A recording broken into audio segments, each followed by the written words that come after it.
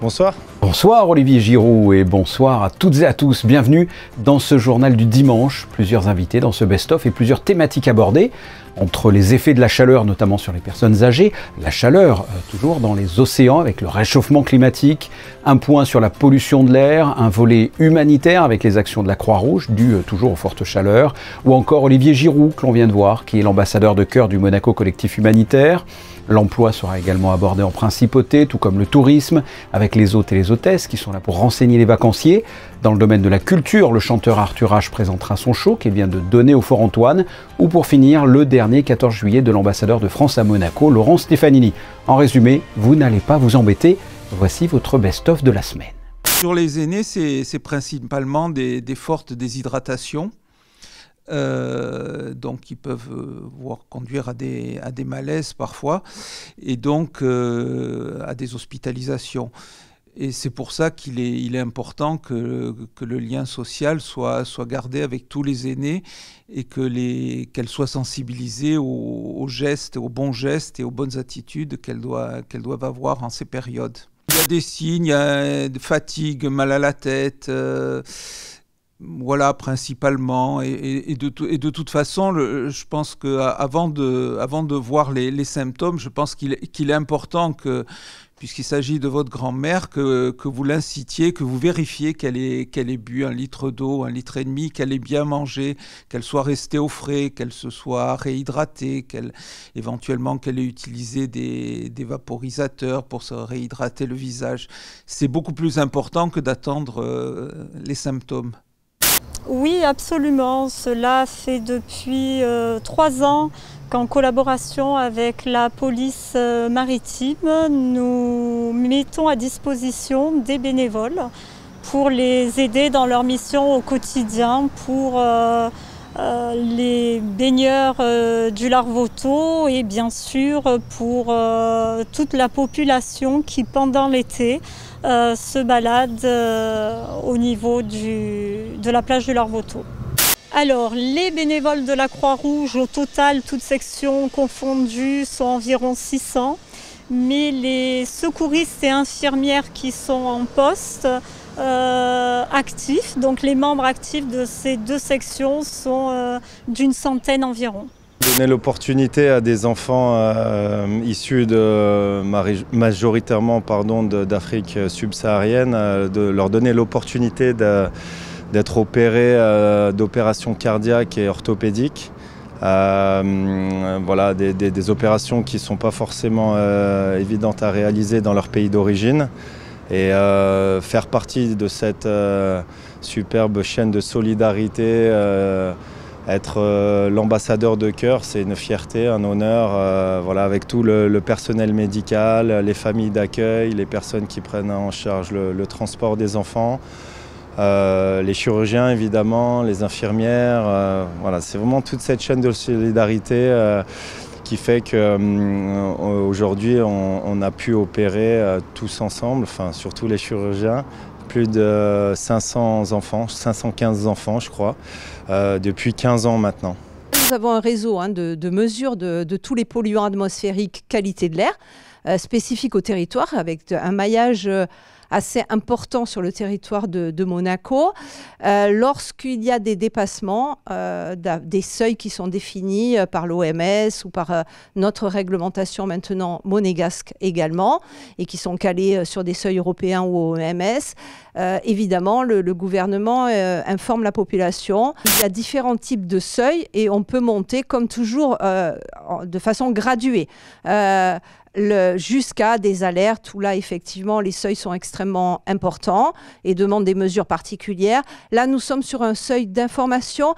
L'important, c'est surtout d'alerter les gens qui sont un peu plus susceptibles d'être atteints par ces pollutions. Notamment, là, c'est un pic d'ozone qui est très fréquent en été, qui est un polluant secondaire, lié notamment à la chaleur et aux UV, à la dégradation due aux UV. Et prévenir les populations sensibles, surtout de ne pas faire de sport dans ces cas-là intenses. Voilà, et certaines mesures de précaution. Chaque année, la saison balnéaire, évidemment, il y a une augmentation de nos prélèvements. La direction de l'environnement a un laboratoire d'analyse, donc tous les prélèvements et les analyses se font vraiment chez nous. On maîtrise l'intégralité de la chaîne, on va dire, entre guillemets, ce qui a un avantage parce qu'on peut être assez réactif. Et effectivement, de début mai à septembre, nous faisons des analyses de qualité des eaux de baignade pour savoir si, notamment au niveau bactériologique, les eaux sont de bonne qualité. La planète n'a jamais eu aussi chaud et les océans non plus. De toute façon, que ce soit l'air ou les eaux marines, on bat record année après année. Et bien sûr, ça affecte toute la faune marine et tout le fonctionnement des écosystèmes marins. Quelles sont les principales conséquences négatives de ce réchauffement sur les espèces marines? Tout d'abord, est-ce que cela peut décimer des espèces? Alors, décimer des espèces, ça va réduire beaucoup les abondances de certaines espèces. Les espèces vont se déplacer. Ça, c'est des choses qu'on a très bien documentées depuis plusieurs années, où on voit que les espèces ont ce qu'on appelle, nous, dans notre jargon, des niches écologiques. En gros, elles ont un environnement, comme nous, les humains, dans lequel on se plaît. Et cet environnement, la température est importante. Et donc, les espèces, lorsque les eaux deviennent trop chaudes pour un certain nombre d'espèces qui sont, on va dire, tempérées froides, leur aire de distribution va changer et elles vont se diriger vers les pôles. Et donc, ce que l'on voit arriver, et ça c'est très net depuis une vingtaine d'années, c'est qu'un certain nombre d'espèces plutôt dites tempérées froides se déplacent vers les pôles. Et en Méditerranée, par exemple, on voit apparaître au contraire des espèces tempérées chaudes, voire des espèces tropicales. Alors là, il y en a plusieurs. Il y a les barracudas qui sont installés au large de Marseille. On a la dorade coryphène, on a du poisson ballon, de la rascasse volante ou des poissons lapins qui apparaissent dans nos environnements et qui s'y installent. Nous sommes un agent facilitateur. Nous mettons les gens en relation, les jeunes et les entreprises. L'objectif étant de trouver le bon talent pour la bonne entreprise pour finalement garantir le succès de cette association. Le secteur du numérique qui est très transversal, donc extrêmement important. Un autre secteur très transversal, c'est le domaine du juridique, le domaine de la banque et ensuite, il y a d'autres secteurs qui recrutent massivement, le secteur de la construction, le secteur de l'hôtellerie-restauration par exemple. Alors, pour tout Français, le 14 juillet est une date très importante puisque c'est notre fête nationale et que vous avez à travers le monde des 14 juillet qui sont organisés par les différentes ambassades, indépendamment du 14 juillet parisien, dont cette année l'invité d'honneur est le Premier ministre indien, M. Modi. J'ai été nommé secrétaire général de la conférence des Nations Unies sur l'océan qui se tiendra à Nice et à Monaco en juin 2025. Donc je vais revenir à des sujets que je connais bien, c'est-à-dire à la fois des sujets de développement durable, des sujets de protection des océans et des mers, et également d'organisation de grands événements internationaux liés aux Nations Unies. La mission d'accueil de la Direction du tourisme et des congrès est confiée à l'Office du tourisme et à ses équipes. Durant l'année, nous avons 2 points d'information fixes qui sont l'Office du tourisme au Boulevard des Moulins et le point d'information dans la gare SNCF. Pendant l'été, nous renforçons ce dispositif avec des points d'information en ville que nous équipons avec des jeunes vacataires monégasques recrutés pour l'occasion.